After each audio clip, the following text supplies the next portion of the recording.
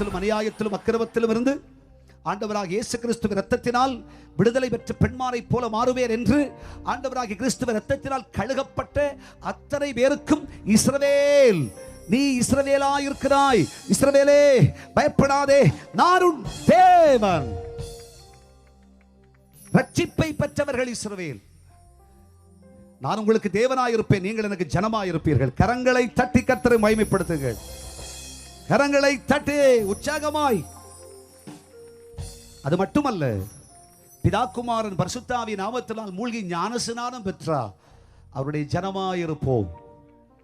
எவர்கள் தேவனுடைய ஆவியினால் நடத்தப்படுகிறார்களோ அவர்கள் தேவனுடைய பிள்ளைகளாயிருக்கிறார்கள். பரிசுத்தாவின் அபிஷேகத்தை பெற்றார். அவருடைய பிள்ளைகளாயிருப்போம், அவருடைய ஜனமாயிருப்போம். இந்த ஜனத்தை கர்த்தர் இந்த ஆண்டு முழுவதும் அவர் வெளிச்சமாய் முன்னே நடந்து நடத்துவார். நம்ம குடும்பத்தை நடத்துவார், நம்ம பிள்ளைகளை ஆண்டவர் நடத்துவார், நம்ம தொழிலை ஆண்டவர் நடத்துவார், நம்முடைய வியாபாரத்தை ஆண்டவர் நடத்துவார். நம்ம என்ன செஞ்சாலும் சரி, ராக்காலம்னு ஒரு கஷ்டம் வந்துச்சா, ஒரு பிரச்சனை வந்துச்சா, நம்ம தெரியாமலேயே சில வேதனைகள் நம்மை குறுக்கிட்டதோ, கர்த்தர் சொல்றார், உன்னை கைவிடவே மாட்டேன். உனக்கே தெரியாம நான் உனக்கு முன்னாடி நடந்து செல்வேன்.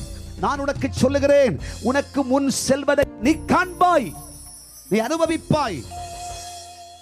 உனக்கு வெளிச்சம் காட்ட நான் உனக்கு முன்னே செல்லுவேன். எத்தனை பேர் விசுவாசிக்கிறீர்கள்?